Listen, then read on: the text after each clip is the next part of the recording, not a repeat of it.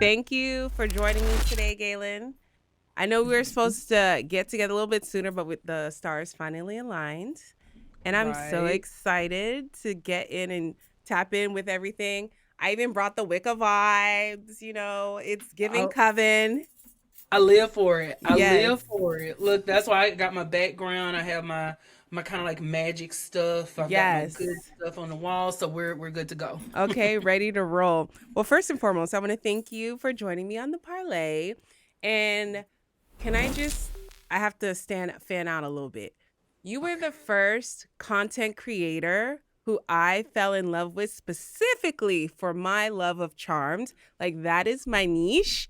And like, I was always saying in my head, man, I wish I really had someone to talk to about Charmed who will be as passionate as me. Cause I'm like, because it's an older show. It's a 2000s. It's a classic. And it's Right. to a certain demographic, but I'm like, where are the blurs talking about Charmed? Because this is where it's at. So I just want to let Absolutely. everybody know on the parlay a little information about you. So today, Galen created his specific. I can never say Pacific. Specific. Specific. Thank Yeah, I you. have to take my time. I have to take my time with it because I will say Pacific real quick. Real quick, I don't know what maybe it's the South because I'm trilingual, so I don't know about you, but the Yeah, South we because be so quick to be like Pacific. We know what we're yeah. talking about. Content about Charmed, and I just want to know, like, let's hop into the story. What brought you into the whole paranormal social relationship of Charm? Well, I started watching it when I was about 10, I want to say, because my mama was watching it one day, and the very first episode I saw was Charmed again with Prue's funeral. Ah, And yes, so classic. I had no idea what was going on. I was Right. just sitting there watching it. And it was like, ever since then, I have just been obsessed with it, with the story, with the characters, Yeah. with the way that the characters interact with each other. I mean, like, I can go pull a journal from when I was like 14 and I was talking about this show. Yeah, And, absolutely. mm-hmm, Literally, first of all, that is the perfect segue to get into Charmed. Just, growing up watching Piper grieve and go through the character development of losing Charm or losing Prue and gaining Paige and that whole dynamic, that was a novella. And I was too young to understand how complex that is. I'm actually mm-hmm, grieving now, so I kind of get it. What was it? Hell hath no fury. I think, yeah, mm-hmm, when she turns into fury, that was my favorite out of the arch. And that's just yeah. so amazing. Love that. But first, let's get into Charmed a little bit. I know we're gonna jump in and out, but I feel like we should have like a mini um moment of silence for both of Phoebe's love interests who passed this Yes. past year. And I'm just like, I'm like, the coincidences. I was like, Jason Dean, Mm-hmm, Cole. I love Cole. mm-hmm, Like, mm-hmm. Cole was my first male crush to this day. That is the Yeah. only Black Irish I'll ever love. And he has the Australian accent. When I found out he had a real Australian accent, woof. You could Yeah. have told me nothing. I was gonna Yeah. marry him. Nip Tuck fan, everything. I love Nip Tuck, and then I love because he was on Home and Away, Hmm. An Australian soap opera, and I'll just go look up clips of that, and I'm like, oh my god, he was a whole person before he was Cole.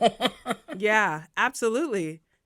Now with Charm, what about Charm made that so emotionally and mentally impactful with you? I think it was the connection between them as sisters Yeah. and watching them really struggle to navigate the world. Yeah. And when you really look at the show, like they come from such a non-traditional family because they're raised by their grandmother, their father is not there. Oh, I never thought about that. And I think that is one of those things that like I started to really see the story from different perspectives because Mhm.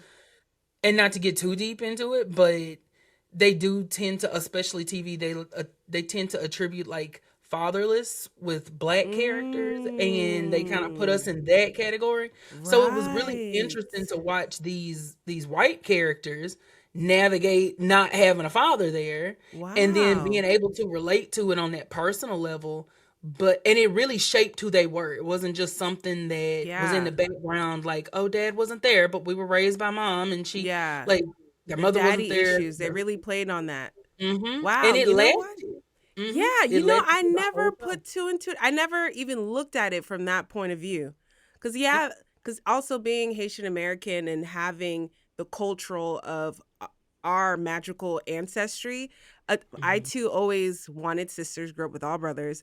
So seeing Mhm. the sister dynamic was very appealing to me. And I never realized the absentee parent aspect. And also because I relate with like not having a father growing up. So to see, and even with their mother gone, because my mother and I weren't really close or we didn't bond in that way that I could see myself at the show. Like, I grew up in a very religious household. I remember I had to sneak and watch Charmed. Like, I remember she saw me watching it one time when I was really young, but she didn't know what it was yet. Like, Yeah. and not to hold you, because my mom used to watch that little telenovela with what was it, Tabitha, with the little boy. Passion. Passions. She Passion. used to love Yup. her down, but as soon I guess once she switched to another church, I wasn't allowed to watch Charmed anymore. But that was very interesting link that you put two and two together because I didn't even think about that because they really do show, especially in Black households, fatherless. That's our je ne sais quoi. Now, Yep. with this love, obviously, Charmed has been off for what, 15 years now, maybe? Was it It's 18? been off for 20. No, 20? not 20. Jesus, not 2010. No. 10, wait. Yeah, no, it is 20, 20. 20, It 20, is 20 no, because 19, because it stopped in 2007. 2006. 7 or 2006. 6? 2006 was the last season because I was 15. Yeah. It went from Wow, 1998 to 20 2006. years. I don't know why my mind was like, just say 10 because it's Yeah, been 20 because years. it's real for us. I'm still DVD sets, Yeah. streaming. I purchased it on Amazon. I'm still gagging, even though I don't see these Hmm. episodes 6, 3, 4, 5 million times. Like I could Right. quote and like make certain Hmm. facial recognitions. Oh my gosh. Hmm. Um, Hmm. so what inspired you to make your first piece of content with Charmed? I had kind of dabbled in a Charmed podcast in like 2019, somewhere Okay, in drop the there. name. Is it still active live? Oh no, it is not active. Oh It no. was Okay. it was not a successful endeavor. Okay, beta Um, test, beta run. exactly. I was Mm-hmm. very nervous at that point, and I wasn't really like confident in myself as a Mm-hmm. content creator. Yeah. And I kind of dabbled in it, kind of didn't, and then I was doing a lot of stuff on like Twitter, and I would make Yeah. like Charmed posts and things like that. And around like 2021 was when I Mm-hmm. made the first TikTok about Charmed, Okay, and it was just TikTok, like, smart. yes, it that was the big one because I started doing skits, which then led me into doing like lives, which Yeah. then led me into doing like regular discussions. So it was Gotcha. just kind of like a Yeah, you found your trickle effect. community. And Absolutely. even your tag is Power of G, and you're very heavy and big on community. Hmm. Yes. And what does that Hmm. mean to you? What's the importance of that for you? The I really do encounter a lot of people who say that they never really had anybody to talk to about it. Mm, And there would be so many people that look like us, right. that I would talk to, and like you said, this show is not towards our demographic at all. Right. And it just became really important to me to have a space where we could talk without feeling like we had to stop ourselves from Yeah. going to a certain point, because I think that's what happens sometimes when you don't really have anyone to talk to, so you find Hmm. like little pockets, and then you have to like not talk about this because you don't want to offend anyone, or not talk Yeah. about that. So it was just really important to me to create a space where everybody together could come and talk and experience, and we could talk about this thing that we kind of watched when we were kids, and Yeah. Like it was just literally in the middle of class, just like pen, uh-huh, paper. Oh my uh-huh. gosh. Okay. You remember that weird person? It's like, I feel like the difference between having a Charmed lore versus like a Harry Potter lore, like people weren't really trying to cast spells on their classmates. Like, I remember there was this kid back in middle school. He used to bring like this old German, like dictionary encyclopedia to school. He would just sit in the Oh, back and just like cast spells on people in health class. I mean, I wonder where he's at today. I don't know. God bless his soul, but like probably it was Azkaban. uh, he's probably in a position of power. Okay. Well, Yeah, yeah. well, yeah. But what I loved about the Charmed lore, and also just to circle back on, it not necessarily catering to our demographic, but just there's such an underlying silence when it comes to the history of magic, especially when it comes to people of color. I'm Haitian American. You Louisiana born. I recently told you Mm-hmm. off camera that last year my partner and I and one of my brothers, we went to Louisiana. We went on a Whitney plantation, and I Mm-hmm. went and found, literally, I saw my last name, my surname, in like a section of people. And mind you, growing up Haitian American, I always thought, okay, like I acknowledge the Black American struggle, because at the end of the day, we got dropped off first in the Caribbean before y'all got dropped off in America. So Right. we're Right. all kindred, right? Mm-hmm. And Mm-hmm. their struggles today are what paved the way for you and I to be able to do what we do Mm-hmm. now. Mm-hmm. So I would always, like, I would hear the Black American play, but I never really thought of myself or my ancestry in it too, until I saw Yeah. my name, because I don't really have a common last, like, Haitian name. So I was like, Yeah. whoa, this is the first time I even saw my name spelled correctly. And then not Mm-hmm. only did I see my name, I saw my mother's surname. She's a hyphen, and I found both of them. And I was just like, whoa. Yeah. Yeah. I found my people them. And then that, Right. just to go back, and of course Louisiana culture with the hoodoo and the voodoo, and obviously Haitian culture, there's a correlation there. And for the Mm-hmm. longest, even in the show, I feel like they had one episode about the voodoo doctor, which he was supposed to be a good guy, and then he ended up being a Loki the villain, but then they didn't Yeah. vanquish him. So I was like, all right, not too much charmed, you know? Right. And it's just, even with that little drop of our history, and of course with the colonization of Black people and using the Bible to provide, like, promote slavery or justify it in Mm-hmm. the South, they really erased our roots and kind of Yeah. like took something that was part of our history and gave it like the worst PR run. Now, of Yes. course, like Charm told you, magic is in the beholder. It's like everything comes with a price, right? Mm-hmm. And also it's Mm-hmm. how you use it. You know what I'm saying? And I have very strong Christian religious roots, but I also have a part of me, ooh, not a flyer. Oh, the Ooh. ancestors said not too much. Not All today. right. Hold on. Let me circle back. Hold on. No, I see. I know everything for a reason. So let's pivot. Mm-hmm. I'm about to Right. go into my bag. Okay. Maybe another episode. All right. Let me put this on and I can finish. Ah. That was funny how it popped out. That was No, probably, and it was so random. It was just like bloop. you know, my mother is on the other side now. So I Yeah. wouldn't be surprised. She'd be like, all right, not too much. Not too much. Okay. Let's talk about the reboot, because what I was gonna mention, Mhm. so when Charmed came off, right? Obviously, I was like, that is my core memory, adolescent parasocial show. Mhm. Before that, it was Full House in my childhood. And in my Yeah. adulthood, I was like, damn, you know, everybody tried, because Charmed walked so that Vampire Diaries could run.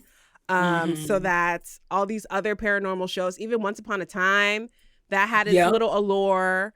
Yep. And even with the Charmed reboot, I was so upset with the Charmed reboot. Y'all could have did better. First and foremost, only shout out to them that they did bring my ancestry into it. They had that Mhm. one Haitian guy in the season 1, pero that Creole Oh was yeah. rough. I said, hold on. Y'all couldn't find no Black Haitian American actors? None? They Or at said they least a just got a Haitian casting call coach? and said, "Come on." Go to Louisiana and get you like a voodoo priestess, somebody to interview, which I could tell with the transfer from CW, or from the transition from UPN to CW, all the Mhm. history and the lore and the writing was just Mhm. cut out the budget. Yeah. Yeah. I mean, you can even tell in the seasons.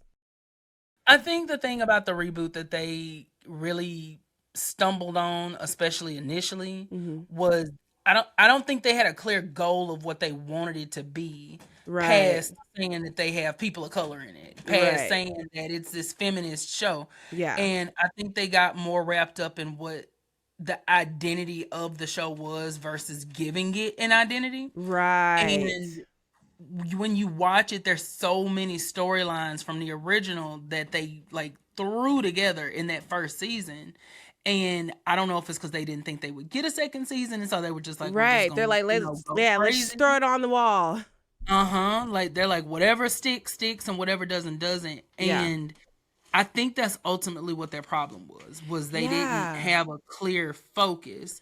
Because, I love the character Macy. I'm sorry. Macy? Like Macy Oh, the black one. Yeah, Macy was the oldest Oh, one. no, Yes. Macy was, yeah. Okay. Yeah, Well, she was black the too. oldest one. Yeah, she was. She was black. Yeah. She was black, and then So messy. Maggie ended up being black. The way they even handled that was kind of like weird, because she's biracial in real life, and she was playing Latina. So why didn't you just make everybody black in the first place? And the way they did it was they found out they had the same father and not the two that grew up together. It was very so weird and was messy. Unnecessary. And I think it goes back to what I was saying before about how a lot of TV associates black with fatherless, or black with, these half, because like even on OG Charmed, when it turned out they had a half sister, it was a big deal. It was like, oh my God, and they never really got over the fact that they didn't have the same father, but they just kind of ignored it because they weren't used to that. You know what? I felt some type of way when Piper called her a half breed when Paige performed her when she performed her power for the first time. I said, hold on, Piper, not too much. That's a little racial undertone. I don't like how you said that. And Piper's my favorite. It was a very hard R. It was like half breed. I was like, damn, bitch, you mad? My girl was hot. She said it quick too. She did not fuck with Paige like that. And I made a video about that. I made a video about that recently where I was talking about how season 4 had so much going on, and Piper is having so many things happen at one time. Like, she's having to accept the fact that her sister's gone. She's having to accept the fact that she has another sister, that her family has lied to her entire life. Right. She has no idea really even how to handle the fact that Prue is gone. And then they have these very rigid dynamics in her mind that she has to follow. And now she thinks that she has to be this oldest sister, which I mean, it's true. Well, okay, so this is where I kind of stand with that, and I think a lot of people to me talk about it like she just became the Red Ranger. That's what I call it. Like, she was the Blue Ranger. She was the Blue Power Ranger at first, and then she became the Red Ranger, and she was the leader of the team. When I think that there's so much more at play than just like her being the oldest sister. Yeah. Because I think what's really important to remember in that context is that they infantilize themselves. They treat themselves as children, kind of, to an extent. Yeah. Because they think they need their big sister. They think and Prue does it thinking that she had to be that person for them. Yeah. So then Piper she'd always lead. She has to be. Right. And but because they let her lead, it wasn't just Prue taking over and she had to lead them because she was the oldest. That's what they were used to. That was what they grew up with. It's the sister dynamic. Because I'm like, you have siblings as well. So it's like, I'm an older sister, but I'm also a middle child, but I'm also an only girl. Right. So it's like, I and this is also why I could relate with the Phoebe and Piper and Prue. Because in the way I would always shift the dynamic, because it is different when you're the only girl versus just all girls. You know what I'm saying? Right. And theirs was so intensified because, usually when you have an older sibling, like I'm the oldest, and so for me, I do take on more responsibility and have always. Yeah. But the way they were specifically raised was that Prue had essentially power in the family. Like it wasn't just that like, oh, she's our big sister and we know we can go to her. Like she was specifically the strongest, engineered, mentally to be that. Yeah. And so that's why I think Piper struggles so much, and she thinks that she and Paige have to have this same dynamic that Prue and Phoebe did. Yeah. And she's not really able to conceptualize that they're gonna have a different. Right. Because Paige is the youngest. Because think about it, like Prue was a workaholic. She was last one down, first one up, just as per the show. Yep. So it's like, of course, she was the strongest. She was the most. She knew a lot. And then Piper was always the heart, always empathy. So it's like, and even Paige, even though she's the youngest and she's free spirited as Phoebe was too, she's also half white lighter. So she's always gonna have that nomadic nomadic energy about her. Yeah. I also And she's thought, always had to take care of herself. Like, yeah, as an only independent. child, she's Yeah, always had to like self-regulate. She's always had to, depend on herself, especially after her parents died. Like, dad. Yep. she's never had someone to lean on in that way. And I think that's where their main Right. struggle comes in is she's so used to I'm doing this Right. myself. Doing her own thing. And Piper's not used to that. So Yeah. Now, you're not only a Charmed stan, but you're like a 90s nostalgic paranormal television stan. So who are your other favorites? What's the tea? Because I know your content is ever flowing. The Power yep. Ranger triggered me. I try. What color were you, by the way? I used to want to be the Blue Ranger. The Red Ranger was Ow. way too much. It's too much way energy. Too much responsibility. It Yeah. was too much. I was like, It'd be too much. Now I feel you. Yeah, I I was and always the a blue- Yellow Ranger kind of girl. Like, Yep. and when they 'Cause made I her think black, colors, like, perfect. right. Because I think the colors like blue and yellow, those are the colors that tend to be sort of like sometimes, depending on the season, like the backbone of the team, Yeah, for or sure. they tend to be the people Ain't that that the contribute black light? something. We don't want to be up front all the is. time, but we got you though. Solid backbone. It's just like when TJ became he went from Red Ranger to Blue Ranger. Like, he was such an asset to the team. But I'm not gonna get into that. But that's what I love about Power Rangers, is thinking about those kind of dynamics. Like, do the colors mean something? Do they not? What did everyone bring to the team? So I love shows like that. What a time to be alive, man. Just running around in recess, fighting fake putties and shit. Getting in trouble. Yes. Baby, take it back. I would be living in the, like, I was gonna say in the woods, like I'm some kind of bear, but you know what I mean. Yeah. Living in a really wooded area, I would get my little stick and I'd be up there fighting the trees and taking them down. And child, I would be living my best life. Yeah, keeping imagination alive. So, what are your other shows? I'm sorry, we segued. Oh no, you're fine. I love shows like Digimon. I love Buffy. Buffy is another really big one. I never finished Buffy. I need to go back. I think you should. It really is. I think Buffy is such a well done show, and it's one of those like timeless shows that you can always pick something from, especially because it's really a coming of age story, because we're watching her go from teenager to young adult and not really knowing what to do, how to manage life, how to manage herself. Yeah. And Buffy to me really is like quintessential like magic. There's Charmed and then Buffy, not then, like I'm just saying like those two things in the magic realm of what I would watch. Yeah. Because it was a good mix. It's kind of like Buffy and Charmed are like Vampire Diaries older sisters. Low key. Absolutely. It was a good 100%. Merge between. Yes. I used to watch an Angel spinoff in the morning with TNN or whatever, TPN, wherever Charmed was on, but it never hit like Buffy did. And I love how Buffy would change. Ooh, do you remember the werewolf on campus? Oh, I love Big Wolf on Campus. What was it? The Big Wolf on Campus. Big Wolf on Campus. I will sing that theme song, and I'm not gonna do it. I'm fighting the urge to do it, but I love that. I love that show. You know what's one of my icks about Charmed was when that main character, it was Agent Riley or someone, came on season 7 of Charmed. I thought Agent Brody? No. He played the werewolf. Played one of the secret agents when they killed themselves. Right? He was like a supporting character. You have to go back. Oh, in season 8, Agent Murphy. Yes, Agent Murphy. I forgot that was him. I completely forgot. And I was like, are they going to introduce a werewolf on campus to be Phoebe's freaking love interest? And they never did it. Writers, if you're watching this, you should have made her the love interest. The people them would have loved it. Okay? Mm-hmm. And if you turned into a Wendigo too, woof, chef's kiss. Now the 90s nostalgic people are happy. Because I feel like they just rushed a little storyline with Phoebe and Coop. Oh, yeah. Absolutely. When I was thinking about it, I was like, Coop was even medium, because it's like, okay, Jason was like the legit human. But honestly, Phoebe had to know her and Jason was not endgame. Because think about it. Jason low-key knew you was kind of off since the beginning. Disappearing all the time. The fact that he was still with you and didn't think you was cheating or something, like,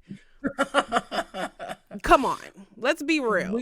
But Jason was probably like busy. Right. Right. He has stuff going on Yeah, he because was we've been charmed. He wanted to stay. exactly because Mm. we have a rewatch happening on my Patreon, Mm-hmm. and we're about to start season 8, and I don't know what Ooh. to do with myself because it's like Season 8 was such a jumping to it disgrace. again. It was a lot happening.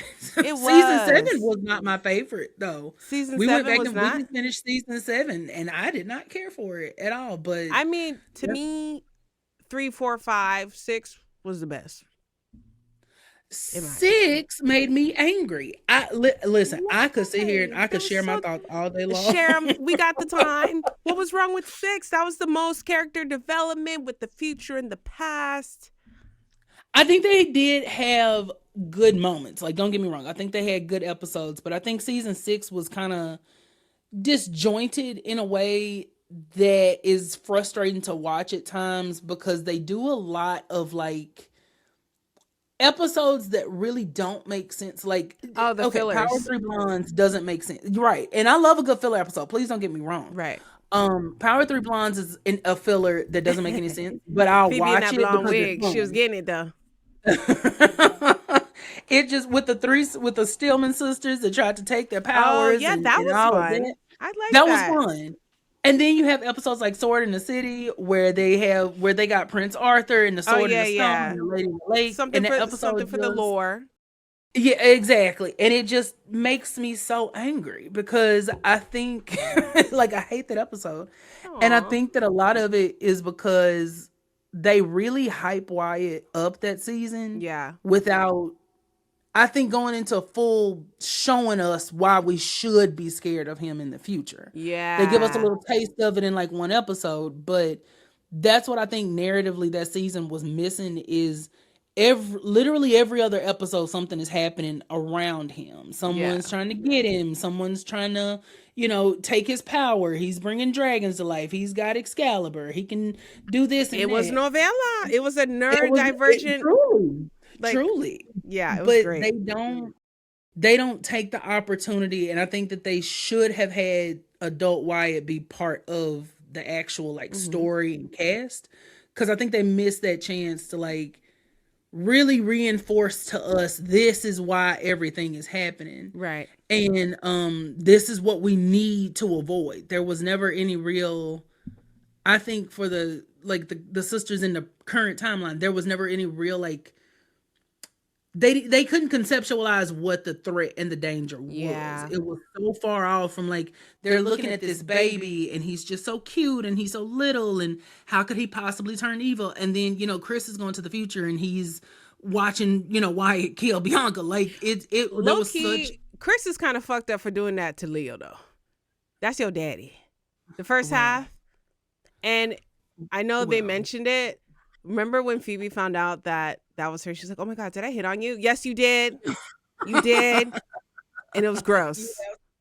Well, I'm not a Leo fan, so I'm not gonna You're say not a it shouldn't Leo have happened. fan? Didn't you No. interview him on your podcast? Oh, I love Brian. Brian, the Okay. actor, I love him. The Love character me some of Brown Leo, Christ. Cross. he's a whole other. Yeah, Brian Krause is an amazing. Like I love Okay. him. I would love to talk to him again. The And you character of will. Leo. Absolutely will. I'm But speaking it into. I have to circle back because I am a Leo Piper stan. It was on my vision board for my wedding section of my vision board, which was completed last December. I'm a newlywed. Congratulations. Thank you. Because I'm like, I even put it in a freestyle once. I was like, yeah, I want that Piper Leo love. Why don't you like Leo? He sacrificed himself for his family over and over again. Oh, the thing about Leo, That was everything. Leo is he does a lot of emotional manipulation that comes out, I think, as that people think as art is love. So I think back to like season 3, right? Okay. And Leo invites himself on a lunch date with Cole and Phoebe.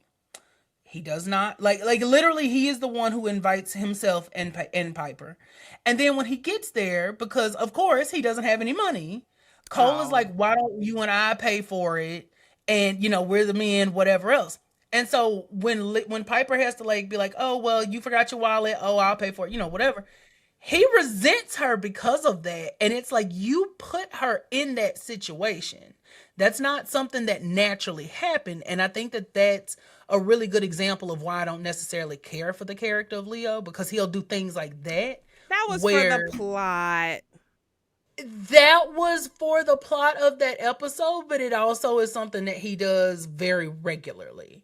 So even in like See, season that's two, that white lighter in Leo. Cause boy, the way I would have ordered me some hundreds in my hand, here we go. It's I taken sure care would. of. Oh, I absolutely would. It's Like, baby, it's I his would be. moral compass. But no, I feel But you. He didn't. He he was half cocked on that. That's true. well, and then he also does stuff like he lied to he didn't lie. I'm not going to use the word lie. He did not tell Piper that he had been married before. That And part. so instead of just saying like I didn't feel comfortable, I didn't know how, like something like that, just Ooh, being now that I'm honest thinking about about it. it too, he also didn't tell Piper that he's seen her since she was a little girl. That was kind of fucking creepy. Oh, please don't get me started on that, because Not that you was so grooming. it was not only was that horrible in and of itself, but that scene as a whole is him. And I go back and forth on what the actual intention of it was, but he caused such an anxiety in her that she ended up casting a spell on herself to take away her fear, because Piper was excited about being a mother. Yeah. She's pregnant. She is like living Damn. life for the Not first you time. changing She my is mind so about excited. Leo. No, trust me. This took like over the course of this rewatch, I have just been like, oh my God. And it Psychoanalyzing this seems whole like thing. that. Yes, because I have my degree in psychology, so I love overthinking. Flex, like flex. But but but in that moment when Piper is really happy to be pregnant and Mm-hmm. excited for what's to come, Leo, and the reason I go back and forth with it is I know as a father, like he probably is concerned too, but he frames it as Piper's being reckless because a demon attacked them. She can't control that, and you know that. Like you know, But she's hyper fixating on on an irrational fear. That's on Piper. of what? Cause like, okay, it starts from when they look at the photo album, like, oh, it didn't finish. Like, oh, I guess she never finished it. That's all Leo said. And then Piper, Oh no, hyper. he did not just say that. Leo said Leo brought up her family history. Leo said that that's how her mother died, was Mm-hmm. because she was reckless, just like Oh, okay, Piper I is. know what line you're talking And about. yeah, so he does. It's a lot of emotional manipulation in the moment and trying to make her feel bad because, oh well, you're being reckless because you're trying to vanquish these demons when he knows she's a witch. You're her white lighter because she's a witch. You're meant to guide her on vanquishing demons, but because you have this dual relationship that should not exist, and now she's pregnant with your child, now all of a sudden she needs to put all that to the side. And instead of expressing that he has fears and concerns and he wants her to be safe, he frames it as if she is the one, when again Piper literally was just sitting there looking at the baby album, was just like, oh, this is so sweet. She was not in any mindset that there was anything wrong. They vanquished the demon because Paige brought the demon in. It Right. wasn't like Piper was out hunting demons. And Well, Piper also has Leo. that she, even all the alternate realities of her, Mhm. she has that reckless in her.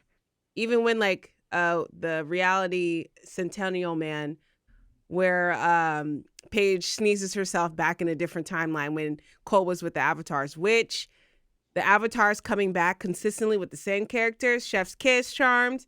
Y'all did something Mhm. there, and that's what brought season 7. That's what kept season 7 alive for me. But like her being on the vendetta looking for Shax, that would have been Piper had all the shit. It still went down. Well, I mean, but that's reasonable though. I think that's the thing that about that particular episode is like she's consumed with grief. That's Mm-hmm. not her. That's not like her just randomly being Reckless. reckless. Okay, That's got you. her being consumed with grief. Her sister is living in their childhood home with Mm-hmm. her demon husband who has kicked her out of it. She has no access to her life. Her sister's gone. Her world is a hellscape. So like I think I would probably be a little fixated on trying to get Shax too. Facts. But even with that episode though, that is such a juxtaposition to the main timeline Yeah. where she's happy and pregnant, and she's expecting her first child, Yeah. and she's thriving. Mm-hmm. And we're, that's the whole thing about that episode, is we're supposed to see like this could have easily been her had she been lost in that grief. Got you. And that's why, like, Leo doing that to her in that particular episode, and then later on being like, well, what's wrong? Okay. Why are All you right. so like So maybe I have to circle back. Leo's a gaslighter. So if he your life was a TV show right now, what TV show would it be? Oh God, right now it would probably be Gilmore Girls, but without Rory. Ooh, I'm sorry. Gilmore Girls was not my. I don't. Who's Rory? Is that the Well, girl? that's the daughter, yes. Mm-hmm. So Gilmore Girls is about Lorelai. Lorelai had Rory when she was 16, and we're just kind of going through life with them. And Lorelai's very chaotic. She's very all over the place, and she came from money, but she doesn't have money now. And Yeah. so, a lot of it is her with trying to like navigate the relationship she has with her parents, which is not good at all. Gotcha. Trying to navigate her relationship with Rory. So I'm minus the Rory because I don't have kids, thank God, right now. Because I could not handle that. Yeah. There's no way at this point in life. But that kind of like being in your 30s and not having any idea what to do, where to go. Yeah. And, thankfully I have a good relationship with my mama, but my one with my grandma is very reminiscent of Lorelai and her mother. Gotcha. So it's like, yeah, that's the first one that came to my mind. Facts. Gilmore Girls. I never got into it. I think mine would be like, it's a mix of like Shameless meets Insecure. It's just it's feeling grungy, kind of dark, but like having its happy moments. And it's only because I'm in that season of like grief, but I'm also really happy. Just got married. Yeah. My marriage is great. But it's also like I'm still healing and grieving and learning who I am. Actually, I just feel like I'm in a back season of Degrassi, to be honest. I'm good. Like, I'm good. I'm straight. I'm learning to have my emo days, but I'm just chilling. That's why I want to bring the Issa Rae Insecure vibes. So out of all the Charm sisters, who do you think you are the most relatable to, or who you relate to the most? Phoebe? Absolutely Phoebe. Oh, you're the empath. You are a Cancer. I am. I've had a whole different viewpoint on Phoebe after rewatching the show. Not just with the daddy issues do I relate to her, but that feeling of not really thinking that you're good enough to really be in the places that you're in. Yeah. And feeling like you have to overcompensate with that, or feeling like you're going to disappoint everybody. So you kind of have to get ahead of it and be not angry, but you kind of have to get ahead of it and be like, I know you're disappointed in me and I don't really care because I X, Y, and Z. So I'm definitely in my Phoebe era. In your Phoebe era, I love that.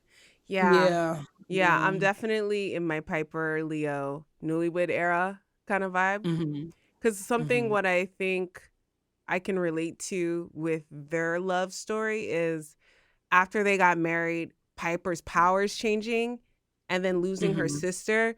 So it's like she had her arc, she found her lover, and she's like, yes, I'm married. Then boom, life is hitting. Like, I got engaged. My mom transitioned due to pancreatic cancer. So I got engaged literally 2 weeks before she transitioned, 13 days. Yeah, 2 weeks before she transitioned. And then I'm in this happy love newlywed state, and then boom, now me and my partner, I'm grieving a loss of a parent for the first time, and he's with me grieving with me, and now we're also like navigating a marriage, and we're also building our lives together, and all these changes are happening all at once, and we're changing and we're growing. So I definitely feel like I'm relating to Piper season 4, 5. No 6 yet because I ain't pregnant. Yeah. It's ghetto outside. I'm not trying to do that. But right. Not right now. But definitely I can relate to that. So what's something you low-key are obsessed about right now? Oh my God. What am I obsessed with right now? Because I feel like there's so many things. I'm obsessed with The Secret Circle. I started watching that on the CW Rewind? Okay. Yes. I seen it. first started. I saved it, but I didn't click. See, I've never watched it, and so like I am Oh, Cassie. really into this story, and I'm just like, oh, what? Why have I not had Faye in my life at this point? So Wasn't it just one season though? It didn't get a it reboot. was, yeah, Yeah. unfortunately. Damn. And I wanted So, my girl Cassie Steele too. I love her. I love her down. That's Manny from mhm. Degrassi. Anybody listening? Like all the CW had all the Canadian shows. See, I never watched Degrassi. Never? No, none of them. Sir. I remember seeing like episodes here and there. Oh I remember like no. people talking about it, but I never watched it. Degrassi was everything. Go ahead and get your little HBO Max subscription. I know you got one. I do have Click, one. So yeah. click. Degrassi. Watch the premium pubescent Aubrey Graham before he was Drake. And by the way, for the record, everybody, I was a fan of Aubrey Graham back in the Degrassi days. On his last season when he was in the wheelchair, Jimmy in the wheelchair, and he did his little freestyle on the stage, I said, damn, I even found the MP3, ghostwrited it, and saved it to my phone. Him and Ashley on stage, and it was on one of my ringtones. I was the stan from the beginning. Just saying. Look, you've always been in it. You know? If you could collab with any creator or celebrity, who would it be and why? Apart from me, of course. I was just about to say, I mean, I'm already doing a dream collab right now. Thank you. Oh my God. Okay. Wow. Because let's manifest your future, because you've already had a few hitters on your page.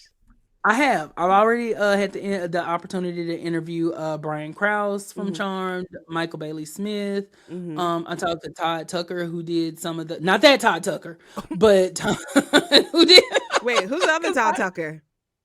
Candy's ex-husband from Real Housewives the one of who Atlanta. put the scheme that Todd set up. That's Todd. That's not funny. that Todd Tucker. Okay, but that the one he worked on, the one I talked to worked on Charmed, and he played the aggressor and did a lot of their like visual effects.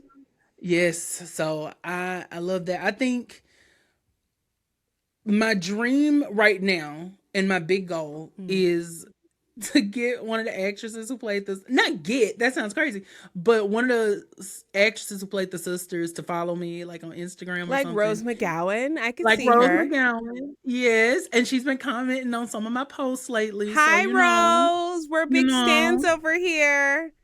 Oh, and we are. And I was just listening to her interview she had discussing about her time in the cult growing up. I would have never known.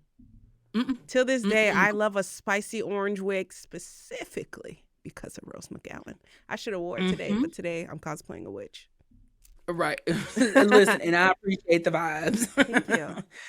She would definitely be I think, her, Holly, Alyssa, like the three of them together, separate, whatever that's my like next big, it has to happen. Yeah. Like, can we just I'm going to put something out there. Alyssa, Holly, and Rose. Rose and Holly, I know they cool, but Alyssa, put your things aside, because the people we would love to see you guys together. All these AI things that we're all putting together, it's because we just want to get the band back together. That's it. Can we just get a little cameo? Can we get something in the studio? Maybe like an underground movie. You know how much money there is to be made? Just saying. And it's like those AI things. I'm not a big fan of AI anyway. No. In certain, let me say, in certain regards, like I think it's a useful tool, like every day. But every time I see one of those like AI movies, clips, whatever of them, I'm just like, okay, maybe the internet shouldn't exist. Yeah, there are times the internet most definitely should not exist. It's exhausting, and you as a fellow content creator, there's always such a supply and demand of content. And even like in my state of like grieving and still wanting to be a content creator, and even before I was grieving, I'm like, listen, when y'all get it, y'all get it. I'm gonna be here. Like I can't live in the world and live on the digital world at the same time. I know Digimon made it cool, and like, but realistically, I can't do that just for my own mental health and my own energy and stuff like that. And also the internet's toxic right now. But how do you find the balance with creating your content? What's the flow for anybody who's looking to step out into your realm? Oh my goodness. Something that I'm still kind of struggling with Mm-hmm. because I've been trying to make my content look better, try to be more concise with the things that I'm saying. Yeah. And it's been a really difficult balance for me of having the time to record it, having the time to edit it, having the time to go back and re-record something if I need Yeah. to. But I think that what it's teaching me is to have a schedule Yeah, for for sure. myself Definitely need because I have organization. ADHD on top of everything else. Yeah. And for me, having time to say I'm gonna record a video in this 3 hour window, Yeah. it stops me from feeling like, okay, I have to, like it's some grand task that's gonna take it out of me. It's like if I give myself from 12 to 3 to record this video, I might record it at 12. I may Mhm. record it at 2:30, Carpe diem. uh-huh. Either But I have way, that you're time. I yeah. have that time for myself. And that's helped me personally out a lot. And being able to like plan out what I actually Yeah. want to post has helped Exactly. me because I'm very Now, I've would always been you very like I just get up and do it. So exactly. Now, would you consider this more of a hobby or a passion or your career? I think it's a passion that I would like to turn into a career. That's where I'm at with it right now And because it will I be. can't. It will. I'm speaking it. I'm receiving it. Everything because I recently was kind of going through like a little crisis of should Hmm. I keep making content because I felt like it's not going anywhere. What if it doesn't? What am I just gonna still be making videos 10 years from now? And I realized very quickly that if I'm still making videos 10 years from now, that's just what I'm gonna be doing because I Right. can't I this is the first thing in my life that I cannot imagine not doing. Amen. Stick to Like that.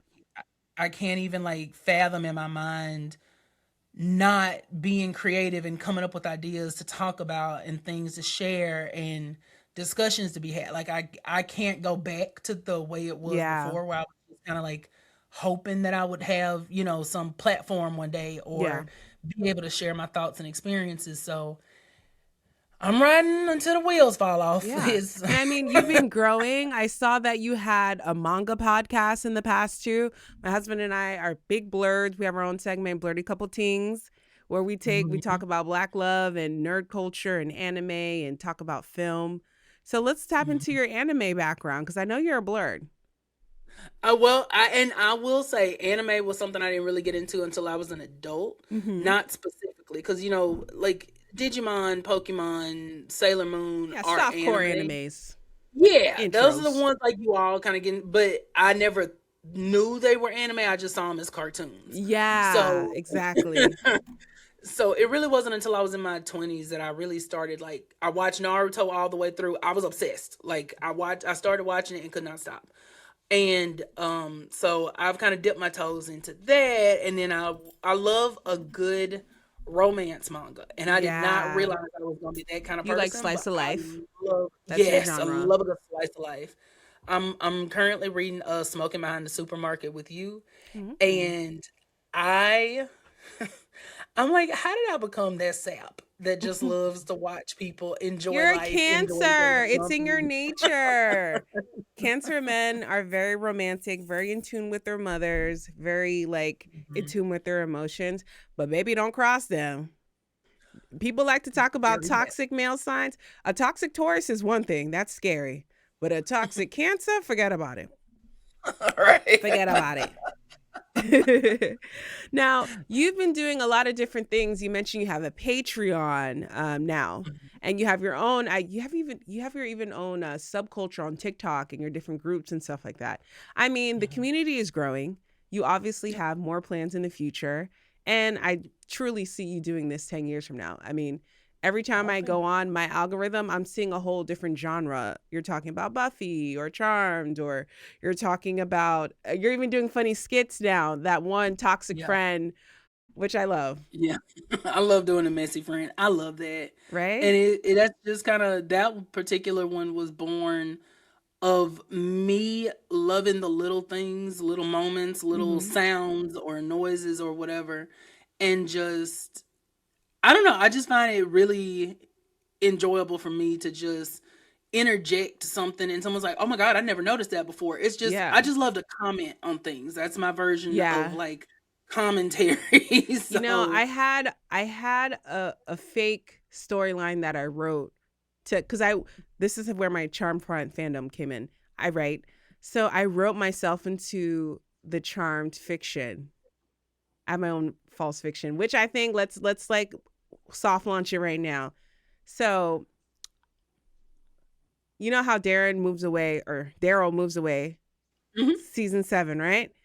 Him mhm. and Sheila only had sons or a son, so they adopt a young girl who happens to be a witch, and her powers Ooh. develop later on. And then obviously he knows this is magic. He calls the sisters, and Yeah. then he sends me to like go to high school and train under Piper and them, right? Right, and Ooh. then I Right. become me and Wyatt grow up together and we fall in love, and then come to find out I come from a strong lineage just like Wyatt, but the black version. And then we go into the African ancestry. Oh. Now, if y'all listening, Galen and I would love to pitch the rest of this. Cause I'm And like, would. and that's how I'm like, okay, how can I work myself into it? I'm about to be the black sister cousin. Cause I'm like, Mhm. y'all brought Billy in. It's all right. I'm sorry. Well, I'm Yeah. like that. I'm sorry. She was a bad actress to me. That's the only, and literally because I didn't like her on Charmed is why I didn't give Big Bang Theory a chance. I was like, I ain't doing it. But Yeah. yeah, I'm just gonna put it out there. So I always thought that would have been a cute little workaround. I'm actually still working on the comic though, because I made it an animation. That would be Ooh. perfect. How to intertwine and bring the characters back. Because I loved having Daryl Mhm. on the show. I'm like, Yeah. but I guess they had to make room for Henry so Paige can fall in love and shit. Whatever. Child, I don't know what the deal there was. I would love to know, but I don't know. It just Daryl's season 7 storyline is very odd Yeah, because he's fed up with them he's hoes. not friends with them and they kind of make it seem like he's betrayed them because he's partnered with Sheridan even though like He's just doing he his didn't choose job. that. He's right. And He's it's doing his not like he's job. actively trying to like throw them under the bus, And he but still the protects way them. the show frames it is very much like what he's doing is betraying them and then they're not friends and then like literally one episode they're just friends again. Yeah. And we're just and I'm like, what is going on? So I don't know. And it was also Daryl's like a sense of entitlement too. Like you guys don't hmm understand. And I love how they're like, bro, when he thought he was gonna die because one of their spells, yeah. he's like, I'm Yep. done, bro. Like just like, and that's where I hmm understood why Jason was like, I can't be with you if he'd be like, I'm done. You know what I'm saying? Yeah. Like y'all Yeah. don't understand. Yeah, it's light work for y'all, but like I think they kind of lost touch with their humanity. They don't know what their humanity is anymore. Yes. So they couldn't Yes. correlate, which is why I'm like, all of you guys need to be with Magic Beans. I'm like, the fact that, hmm honestly, the fact that Paige is with the full mortal out of all of them, I think that would have made the most sense. Because she was the Yeah. one who had the most normal life for the longest, I guess, so to speak. Exactly. Now, Exactly. what's your hot take on any shows right now? Just straight off the line, hot take. Oh God. Okay. A hot take. Current or just any? Whatever. Ned Stark deserved what he got. Ned Um Stark? yes, Ned? on Game of Thrones. Yes, Ned Why? Stark deserved what he got. Because Ned, I get honor. I understand that he was a very honorable person. He loved to do the right thing. But at a certain point, you have to use common sense and logic. And Friend. going to the queen of the seven kingdoms, accusing her accusing Okay. her of having children with her brother, which we know to be true, sure. But you have no actual proof other than oh, all their hair is black and then her kids' hair is golden. Okay. So you have no way to prove it. You've got nothing but your word. And your son And fell out a you window. know that Cersei is insane. And you think that you having honor is gonna make her stop and say, you know what, I don't want to mess with Ned. He didn't. I think he really underestimated not just Cersei, but His honestly, I status. think he underestimated Cersei while overestimating his relationship with Robert. Because I Mm. think he thought that, like, oh, Robert and I have this close connection and she's not gonna dare go against Robert. When in Yeah. reality, it's like You just accused the queen of the seven kingdoms of like Ned. At what point? That's a tall like tale when men like it's bros over hoes. Like no, women. yeah. Certain women have a certain. It's je ne sais quoi over their men. It is what it is. Mm-hmm. And I don't think when I say deserved, I know that was petty, but what I'm saying is he contributed to his own end. Like Damn. he didn't use sense, he didn't think, and that's how I knew Game of Thrones was going to be good. They made us fall in love with freaking Ned Stark for the North. Yes. We fell in love, and then you just spiked it, and they spiked him. I was like, they wow. spiked him and made Sansa go look at him, bro. Well, first it was her and Jamie pushing old boy out the window because they saw him fucking. Like, okay. I was like, oh, this is good. I think Game of Thrones is coming back with Arya spinoff, right? I heard there's an Arya spinoff. I heard there's an Aegon's Conquest to talk about, like, you know, the original Targaryens. Yeah. Are you watching the second one talking about the past now? I forgot his name. The Dragon House of the Dragons. House of the Dragons. Yeah. I watched the first season and then most of the second season, and I checked out of it. Not because I have a weird relationship with shows like that. Yeah. Because I feel like if I go 2 years without seeing a season from you, I have now forgotten what's happening. Right. Because the attention span of the internet is so short. We need consistency. I need freaking 22 episodes, 45 minutes long, not these little eight episodes. Bridgerton's funny though. They're cute. At least they bring it back. Love Bridgerton. I do love Bridgerton. We have to talk about Bridgerton after this for sure. Okay, Bridgerton, season 1, 2, 3, 4. What's your favorite? Go. 1, for sure. Yeah, 1 was good. I do not like 3. Now, mind you, I'm just watching the show for the first time. So I may go back and rewatch it and have a completely different opinion. But like you watch each season for the first time, just binged? No, I did binge season 1. Okay. But then season 2, I kind of spaced it out a little bit more. Mm-hmm. And then season 3 was even more spaced out for me. And now I'm in season 4 and I'm just like, oh my God. Season 4 was a novella. I loved it. I think the reason that I'm having kind of trouble staying in the Bridgerton universe after season 1 is because, from my personal opinion, as a first-time watcher who will probably go back and rewatch it, and all of my opinions at this moment will be undone. Yeah. I almost feel like the trouble that they have is they're trying to recreate that first season's, like, lightning in a bottle chemistry, and it's just not working, like, in certain respects. Like, understood. I love Kate as a character. Please don't get me wrong. Like, I love Kate. Here's an issue that I don't know how to fully verbalize, but I hate the fact that after Daphne, like if it's a male Bridgerton involved, the woman that accompanies him in the storyline loses her virginity / dignity, whatever, before they get married. But the whole thing with Daphne, I didn't even know that. I didn't watch the second one. Yeah. Like I didn't watch the second one. Because I got you don't mad. watch the second season? No, because I loved the first one so much. When I was like, the second one, I'm like, what the fuck? Where's Daphne? Where's the rest? I got mad that the fact I wasn't following the same storyline. So I said, no, fuck you guys. I'm not watching it. Such a tourist. So stubborn. I was like, fuck y'all. But then season 3, Penelope's my girl. And obviously she's the thick one. She's the underdog. Mm-hmm. I relate to her the most. She's the wall and the flower who observes. I'm like, me and Penelope. And I low-key want Eloise to have her time. But like, I never went back and watched the second one. But this last 4th one, Cinderella's story, loved it. Mm-hmm. But I feel you on that. Did you watch Queen? Did you watch the? Oh yeah, of course. That was the first one I watched. Queen Charlotte was the first one I watched. That was good. And that's what made me go back and watch Bridgerton. My husband knows whenever I'm watching Bridgerton that I'm either like on my period, I need to cry, I need a good happiness. And then I'm like, and I will play. I'm like, or if I'm like kind of mad at him, or I'm just like in a mood, we'll watch it. I'll watch Bridgerton on my iPad together with him, and then I'll always play that one scene where George is like confessing his love to her, I'm so Yes, petty. Right next to yes. him, I'm like, damn, that must be nice to have that passion. Must be nice to He'll be have. like, mm-hmm. But yeah, I'm like, he's like, all right, put on your Bridgerton. Here's your snacks. That's married Look life. at him. But I'm like, I'm like George and Charlotte, and just even the actors. Yeah. You know what I'm thinking about while we're on Netflix? Have you watched Ginny and Georgia? No, You would I'll be freaking honest and love say, that show.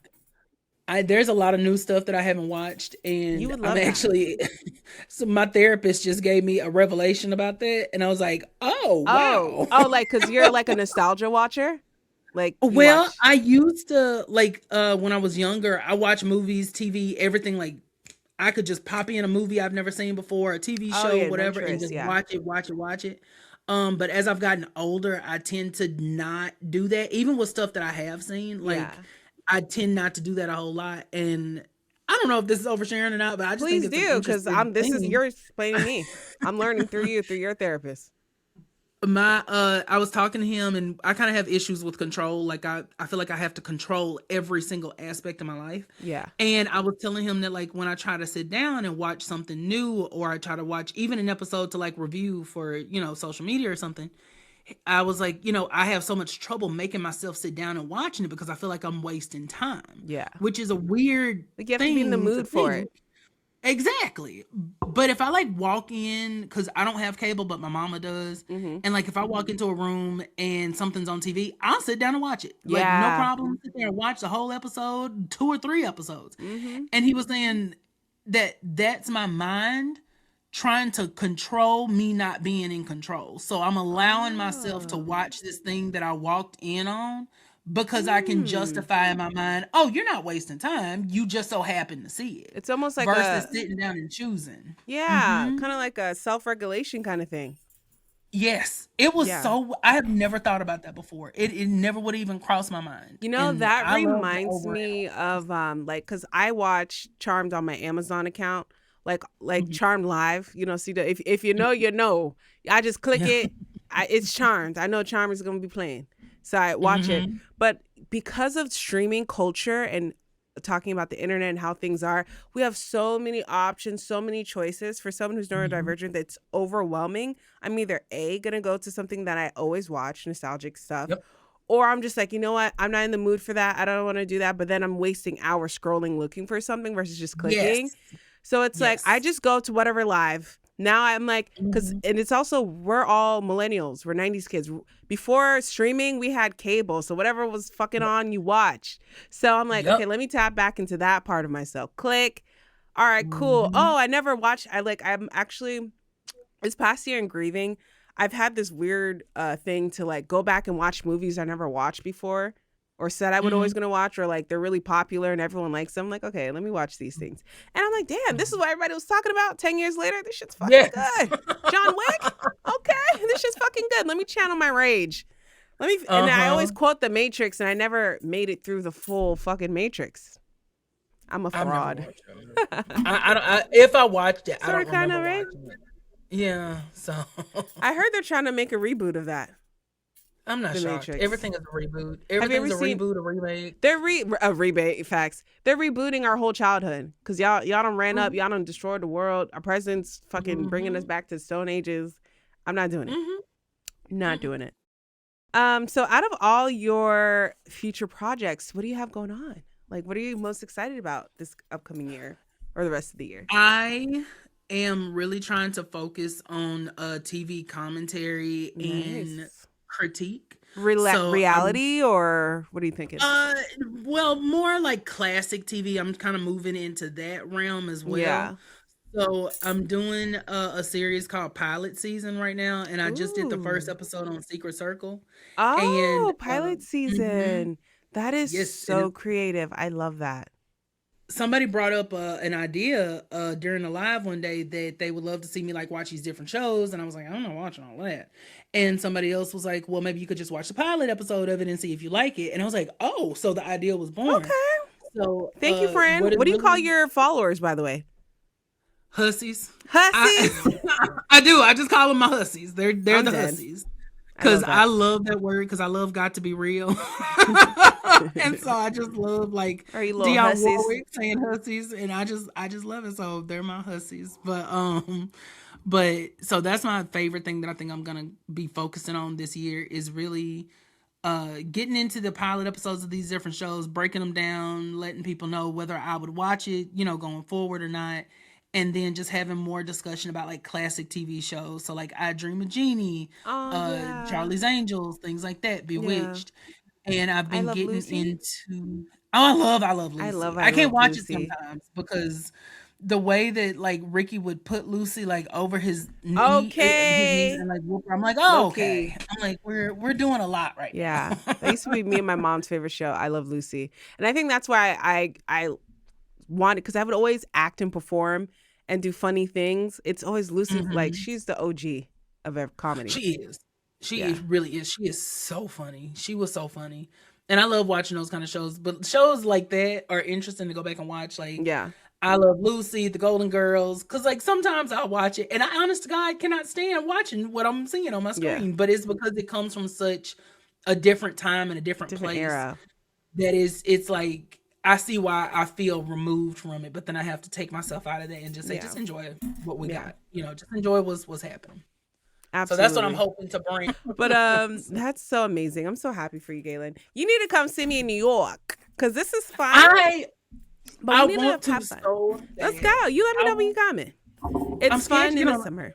You're scared? I'm scared to get on a plane. I love getting on a plane. I love it, but I'm scared to get on a plane right now with the state of the world. No, I feel you. I'm still So catching flights, Papa. Like I gotta go. No, I listen, feel you. I'm a little apprehensive about doing international travel, but domestic, I'm like okay. I mean, as long as you got, yeah, as long as you got your papers. What I did find interesting though, I recently went on a flight out, and I saw that I was like, when you see stuff on the internet, it's like okay, ICE is there, but I'm like, no, they're really there, and it was so weird because I saw like 5 TSA employees just chilling, talking shit on a wall.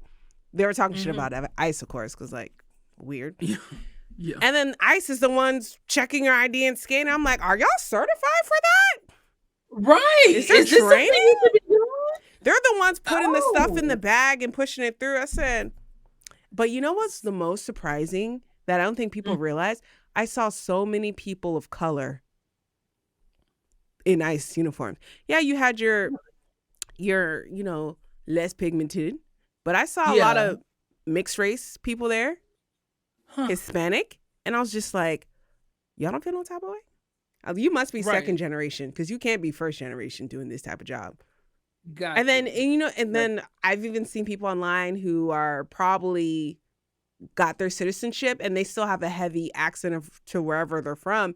And I'm just mhm. like, now granted, I hate to just classify a single group as like just 100% evil, villainize them because I believe there are bad cops, there are good cops.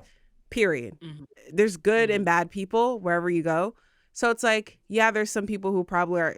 I mean, if you look at the pay sheet, ICE is paying money, paying good money compared to what some of these people are have or opportunities. If Yeah. I get it, some people's moral code or compass is different, and they'll just like, listen, I'm gonna get this whatever K Mhm. salary and do what I got to do, and just kind of like how you separate the work from, you know what I'm saying, but. Yeah. I Yeah. just don't know as someone, because I'm a first generation person. I don't know if someone who's as an immigrant or someone who's second generation, you can be in certain situations where you're hauling people off. But honestly, I would like to Yeah. interview an ICE agent because maybe what we're seeing in the internet, what we're seeing in the internet is bad. But I'm like, Yeah. what's the other part of it? Like, we can't just fixate on one side of the story. Like, I want to see the whole bigger picture so I could like Mm. make a solid decision. I don't. I'm kind of the opinion that if you partake in something that you know is actively harming people, that I can't. I don't know. I can't really give that like a pass. It's like those people who just dismiss everything as politics. And it's Yeah. like, no, it's not a difference of politics. It's you think that I should not have basic human rights. Yeah. You are aligning yourself with groups that think that I should not have the right to get married, the right to whatever the case is, and to me that's almost worse than just actively going into it. Yeah. Like if you go into it and you're loud about it, at least I know you're not trying to Right. hide it. I You're like not my trying to racism up sugarcoat it. front.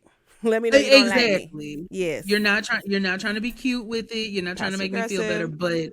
to but to actively align with it, but then also say, I don't like everything they're doing. Well, clearly you don't mind it. And not minding it is much more dangerous than just actively participating in it. So Bar. It's true. It's a lot going on, which is why I feel like so many people are relapsing into their comfort shows, yeah. their comfort era, whatever it may be, before the world just got so loud and so Yeah. distracting. Because like you go on your Yes. phone and you're just overstimulated, which is why I think your content is always going to be gold, and there's always going to be somebody who wants to dive into it and talk the tea and all that jazz. But I want to know, like, what does having a voice in this community, in this world, mean to you? It's something I didn't think I was ever going to have. Mm-hmm. And because I always felt like the things I had to say weren't important. So that's why for me, I do take the time to talk about specifically the way like Black characters were treated on Yeah, TV, in these shows that we love, because I think it's really important to talk about why sometimes we feel so isolated from the yeah, community as a whole, and then we find these people that are like us, because I think it's important to have that, and I think it's also important to like to express that. yeah, So it's been really really nice to be able to have people feel seen, have people feel connected, mm-hmm. and it just means a lot that people allow me to, be the mouthpiece of that. So, Yeah. Oh, I love that. So I'm gonna ask you a few fire round questions, and then we could do the jazz. okay. So, if you could write yourself into any TV show, what would it be? Sabrina the Teenage Witch, Oh, for who's your sure. character? I need a background. I would probably be a Spellman cousin who's coming from the other realm to come live with Sabrina because I have no idea. So, like, Her I feel black like I would be like cousin. her black cousin because they did that on the show. Like, she had black cousins. RuPaul was one of her cousins. So, Dang. I, oh yeah, Really? when Did she I was miss trying to figure that? out yeah, when she was trying to Cheryl Lee Ralph played a cousin. Oh, When wow. she was trying to figure out like her family secret, there were Oh, cousins towards coming the from end. Yeah, yeah, yeah, everywhere. yeah. I didn't finish it. Yeah, trying to give See? her I didn't clues. finish. So I feel like a cousin who, because for this scenario, I'd be a little bit younger, of course, Hmm. but I am just figuring out my family secret. And so, like, there's questions about whether I'm the evil twin or not. Mm. And so, like, I kind of came here to escape that, but she doesn't know that. So, that would kind of be my storyline is me doing things and people being like, okay, you're cutting up a little bit too much. But ultimately, I am the good twin. I just, Right. just experiencing life. Okay. Now, have you ever watched I American have. Horror Story Coven, which is coming back? Did you hear that? I did. I did I'm see, yes. excited. That was the best one that he did. That was like next tier level to Charmed, especially because they had the real history attached to it. Yeah. I'm Let very me say curious. this. Because you're going to I know every time I start something, I'm like, well, but analyzing TV has really opened my eyes to so much. Mm-hmm. And Coven has its issues, but I do still love it. It Like, did. I hate the way Queenie was treated. I hate it. It makes me sick to this day. Like, Oh I yeah, got physically sick to the point where I started crying the Minotaur watching scene. the Minotaur scene. Yeah, I couldn't, like, I actually had to stop watching. I had to turn it off because I yeah, could not continue watching it. Even the way that they treat Madison, Madison is very layered, yeah, but they treat her like she's just this like super tramp. I don't know what words I can say, but yeah, you know, we see what happened to her in the beginning yeah, of the show, yeah. and it's just I don't know. So I have a anyway. theory. I think I've said it before on here. I Mhm. believe Ryan Murphy sacrificed the souls of the Glee casts for the Coven, the success I of his wouldn't be Coven shocked. shows. And also Ryan Murphy, if you look at his line of work, I don't think he's ever depicted Black characters in a justified light. It's always a support.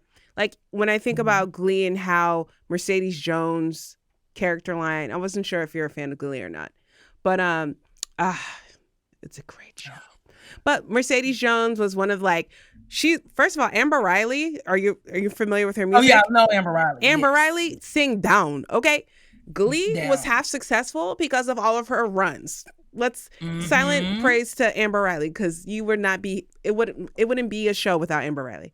But it's like he always fixates and pushes out the white characters more, or Yeah. like you could tell who like he's just like, all right, let's just throw it's either the black girls alone at the end of the fucking Glee. Amber, she's one of Beyonce's background singers. That's her dream. Everybody else is married, have their business, da da da da da. They have her as a diva. I said, Amber, right? I said, why And they couldn't her said and she got her career. yeah. I'm like, just like, oh. But why can't the black woman be happily married in love? Sam's single. Sam and Mercedes were together at the end. That's one other thing. But then even when I think about Queenie's story, where's Queenie's happy ending? Now, Angela Bassett. He didn't play too many games with Angela Bassett. Pero even her storyline was kind of dry.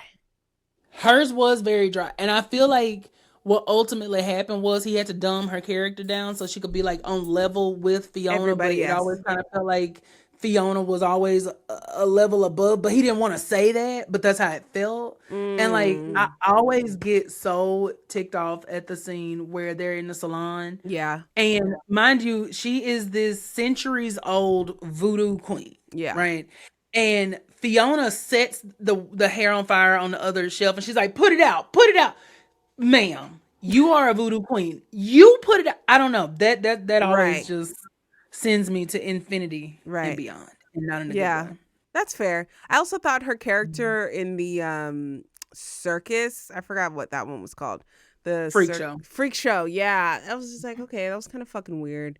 Even with Keke Palmer and Scream Queens, her being like the backup friend. I love Brian Murphy's work. At the end of the day, he has good work. He's a good writer. Yeah. I do like what he did with Niecy Nash's character with All Is Fair. I like that.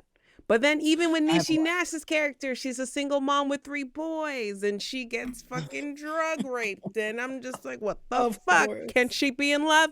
Ryan Murphy, can we have some black characters who are in love, have a stable relationship? Right. But I guess it wouldn't be his je ne sais quoi if they did it. So there's that. You know? No.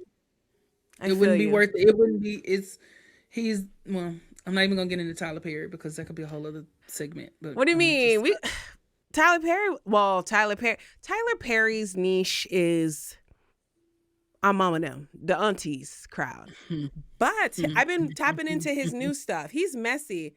Tyler's such a messy queen on the inside. Medea, I know Medea's a character, but anybody who's done acting or performance, that what makes Medea alive lives in Tyler. So it's like all these little messy shows. Because, okay, my thing with Tyler is like, why is everybody always in the closet? Why is everybody like always like double dipping? Or it's just so dramatic. They have to get some lifelong disease. Right, or somebody's going to die. Ultimately, everything for him boils down to, if you come back to the church, you're fine. Like, if you come back to God and the church, then you're safe from everything. But if you also indulge too much, you have to come back to the church. Like, temptation. But honestly, Beauty in the Back, I like. I'm like, that's my telenovela that I'm going to tell my kids. One? No, the Beauty in the Black, the new one out about the millionaires or whatever on Netflix. It's cute. I haven't watched it. Oh, it's good. When I saw that girl throw that hot water on that stripper's back, I was like, Tyler, this is premium. You got to watch that. That one's good. It kind of set the stage for like new age telenovela for like our age group. You know what I'm saying? Like, okay, this is good. It's not too, it's enough to make the aunties pay attention, but it's still like valid and everyday to the point where we can understand. It's actually pretty good. Yeah. It's about these girls getting trafficked in a strip club and this super uber rich family and a whole bunch of, it's always something.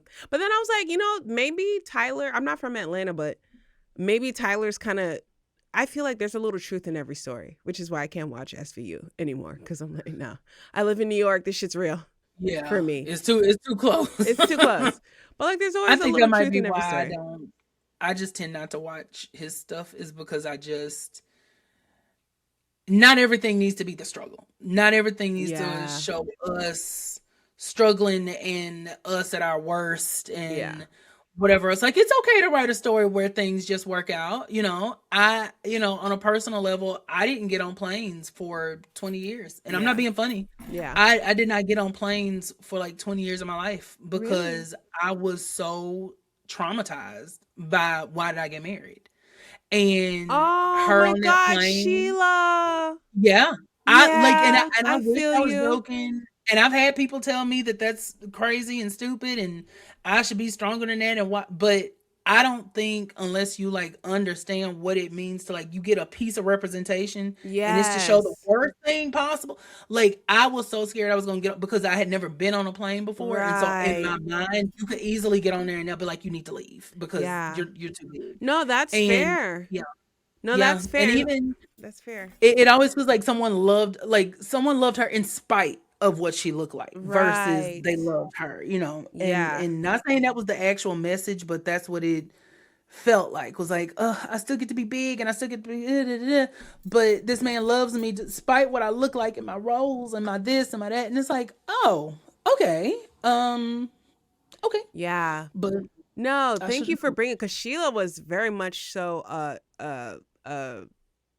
what's the word I'm thinking of? She was do do Stereotype. do do do do do. She was like there's a word that I can't think of. Insert here. She was like she was a character in my mind that I related with before I lost all my weight. I used to be 300 pounds. I'm 5'9", by the way. I know you can't tell. I'm tall. She a stallion. And I had a breast reduction last year, so I used to have Mhm. huge boobs. So it's like when I would sit, I would always look bigger than what I was because my torso would elongate. So I always Yeah. thought I was bigger than what I really was. And I still was a big Mhm. bitch. I'm still a big bitch now. I can take somebody out. They're going to take two people to take me out, you know? But like, I remember seeing that scene too. And I saw that in my 20s where like I had issues with dating because I had this issue where obviously my personality, if you can't tell everybody, is I think I'm pretty cool. I could talk to everybody. You are. You I'm a are. vibe. So it's like I would come across guys living in South Florida like who are like, "Oh, like, I vibe with you. You're really cool." But then because I'm a bigger girl and obviously we're Mhm. talking about like the late 2000s, early 2010s, Yeah. and people are young, they care about what other before social Mhm. media took on crazy, people still cared Yeah. about what others thought, and it's like, oh, but like you don't want to like hang out with me in public, or every time we're hanging out it's mad late, or we're not going out on dates. And I'm just like, I Mhm. mean, me being the person that I am, which I'm a very stubborn, I could be Yeah. stubborn, but it's like also I grew up in the church and I had a strong foundation of loving myself. Yeah. Even though like Yeah. the world would tell me that I'm unworthy to be loved, but that Mhm. core in me, and also having a mother who was my mom and did not take shit from people, like Yeah. I like I'm going to respect myself. And Mhm. I'm just like, I Mhm. could never be that way. So it's like for a long time I just shut off from dating, or like whenever I start dating and it's like and the guy's acting funny, I'm like, all right, bye. But like I would Yeah. resonate with the pain of Sheila. Like you're just trying to love somebody and you want to love somebody correctly and be loved. Yeah. And it's like, Yes. I'm not going to take some half-ass love just because I'm a bigger girl. Mhm. Like I know I'm a vibe. Mhm. Like I'm not taking that bullshit. My man will Yes. find me and did. Indeed. You know what I'm saying? But it's like I will have my day, but like I remember that scene and just Tyler Perry, damn, you get me every Yeah. fucking time. And then with the fucking Yeah. violins and all sad, because I'm like, Yeah. I know that feeling to be too big to get somewhere, where I'm Googling how big do you need to be. My worst fear in life was like getting on a ride at the fair or something and not being able to fit, or going to an amusement park and not being able to Mhm. fit. Which, by the way, guys, there is a whole TikTok, Instagram page where super BBW people go on and try on rides for you and let you know what the weight requirements are, so you don't have to go there and be embarrassed. Don't you love the Oh, I didn't internet? know that. I did Yeah, I'm not gonna show know you them. that. But yeah, the girlies is out there. They're like, yeah, I'm a size 22, 24. My friends are 26. This is how you can fit. And then they give you tips on how, like, what you can do to ask like for seatbelt extenders or if there's any accommodations that they offer for bigger people. So they kind of did the groundwork. I have to find them and tag them here. But like any accommodations where bigger people can avoid that. Just so you're aware too, because the plane thing, I totally get that. And then the working out, finding Troy who loved her, and then I'm like, damn, y'all just took that fat suit off of Jill. I thought Jill really looked like that. I said, oh, okay, Jill. I love Jill Scott. She's a bad bitch. She's coming to Brooklyn soon. I think in the next 2 weeks or so, or a month this summer. I just love her. I love her so much. She is so amazing, and she's such an amazing actress. Yeah, and let me tell you, the first time I got on a plane was in 2024, and I had canceled like 2 or 3 flights before that because I was gonna go here and I was gonna go there. Then I just got too scared because I was like, I'm not getting on that plane, and then I can't fit. And like I drove to San Antonio because I was so scared of getting on a plane to go there. No, and I was like terrified. And then in 2024, I was like, you know what? Whatever. I'm going to get on there. I might be too big for the seat. I'll get my seatbelt extender and go. And like literally the way that and shout out to Delta Airlines because baby, they made it like I'll probably never fly anybody else. Like they made it such a comfortable experience. Like they handed me the, seatbelt. I was like, hey, I'm sorry, but I need, and they were like, a seatbelt extender. And at first I was like, you didn't have to call me fat like that, but I know that's why I knew it. But it was such a comfortable experience. And once I knew like, okay, I can fit in the seat and I just need the seatbelt extender and I'm fine and I can sit here, but I'm also tall. So I'm 6'3". Oh, okay. Yeah. Yeah, I'm 6'3". Tall people. Yeah, I get it. Sometimes it's not the waist. It's just the length. It's the legs. Exactly. It's the legs. Exactly. And it's this mix of like my shoulders being wide and then me being big. So I always feel like I'm in the way and I feel like I have to do like this. I feel you, brother. And it's but after that, I think I've been on a plane like 4 or 5 times. Like I love flying now. Like now I'm just like, baby, where else can I go? Let's go. No, New York really is on my list. And you gotta come spring, summer. That's when it's a vibe here. I'm kind of thinking like once I get over this fear of like, because I don't know what to expect with the modern landscape of it. Yeah. I think if I can just make myself go, I'll be okay. Yeah. Like I think if I can just... We just need a brand deal in New York. You're going to go for that check. I'll tell you that part. You'll be here for that check. And then you call your girl. And then we're going to go out. We're going to have some tea. We got to do the Sarah Jessica Parker run. Were you a Sex in the City stan or no? I did. I watched it. I remember. I didn't watch the whole thing, but I did watch it. Yes. Yeah, I watch it from time to time too. It's very interesting how like their issues are still happening today. I'm like, damn. Very much. We could relate. We could relate. And see, I'm scared to like go to New York though because I have arthritis. So I have arthritis in my knees and in my hips, and so I am so scared that I'm gonna get there and then not be able to find like a bench to sit down. Oh no! And I'm gonna be walking, and then I'm just gonna. Your girl, I got you. We're gonna take the train and gonna be real light. And sometimes I'm a transplant. Okay, I'm from South Florida, but certain things I do not ride buses if I don't have to. I will Uber. My man got 2 jobs. He'll take care of me. I don't care. Okay, Rochelle. Okay, Rochelle. Like I am not gonna be uncomfortable, but and sometimes you get lost in the je ne sais quoi of New York, and just it just goes. But yeah, I would definitely love that. I feel like I kept you here long enough. And I loved having this conversation with you. My fellow blurred in command, my charmed one. Okay, I have to ask you before we go. If you had a power, what would it be? Premonition. I love the power. Really I love the branches of it, being able to connect to other people who have premonitions or visions. Yeah. I love the idea of being able to connect to time loops and being able to see through stuff like that. And like everyone else is confused, but you're just standing there like, y'all know that this is happening. So I love that ability. And I think that it takes an inner strength to have that kind of power, to see the things that you see with it. Yeah. And that would absolutely be mine. And that speaks to what you mentioned earlier about your want to control things. Because that's also I'm just saying let's loop it together. I'm sorry, my empath is coming in. Because I too have that same issue too with my clairvoyancy and my divination and my dreams. Sometimes I get in my Phoebe type ship like, oh, I feel like this is, and then I mess up the timeline because I'm hyper fixating, trying to control things. But yeah, definitely, I could see that. You probably are low key empathic. Do you have dreams or anything like that? You are the oldest, right?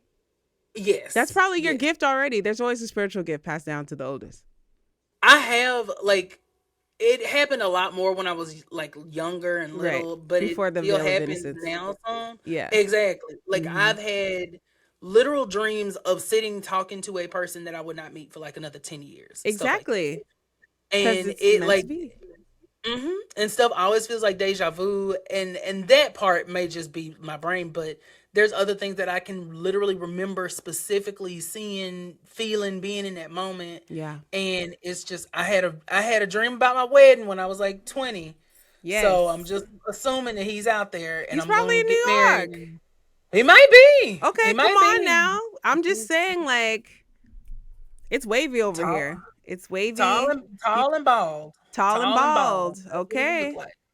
Tall and bald. Slide in those DMs. This is your time now. Very that. I'm right here. I'm low-key a great matchmaker. We're gonna have to talk offline. Listen, I won't turn. We gotta hit the scene this summer, okay? We gotta hit the scene this summer. You call me, we're gonna get you a little tall ball something. You know. Look, I'll go book my ticket right now. Don't tempt me. Let's go. Let's have fun. So, how I like to end my segments at Passenger Seat Parlay. Forgot to hold up my quads today. If you could leave a forgotten echo in the universe, what would it be?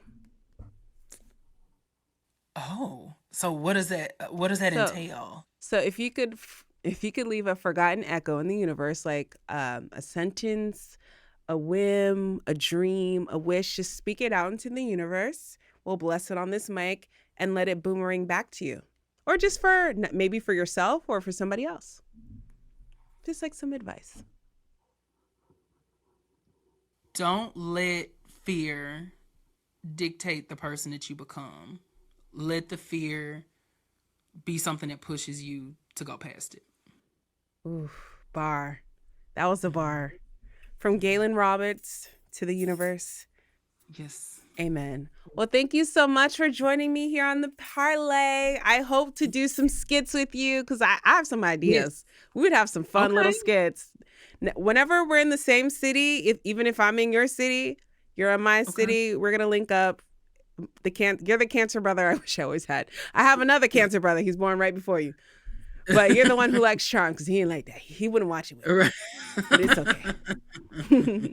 But it was lovely having you. For having me. I didn't even know you were that tall either. So I'm like, now I have a tall friend. Do you have a lot of short friends? I find that short people just gravitate to me. I don't know why. I always meet people that are 5'8". I don't know what it is about 5'8", but every single person I meet is 5'8", or maybe a little bit shorter, but between like 5'5" and 5'8". Okay. I don't know what it is. I'm 5'9.75", so I'm practically 5'10", but I'm gonna hold that 7'5". So I got you, friend. And then when I wear heels, you and I are right here, 6'3". Let's go. Right, we're just looking at each other in the eye. Yeah, there you go. We could scope the room together. But yeah, it was so lovely having you. Thank you for joining me. And yeah, man, y'all catch up. Where can the people find you on the internet? You can find me everywhere they call me Mr. G. You can find me on Instagram, TikTok, YouTube, and then my Patreon is Power of G. So it's just patreon.com. The Power of G. I love it. You so cute. Yes. I love that. That came from one of my mutuals who said that, we were doing a thing and we were talking about like the Power of 3, and he said, "Oh, it's the Power of G." And so shout out to them. Light plug. Love that. Well, you have a blessed day, and yeah, we'll see you guys again.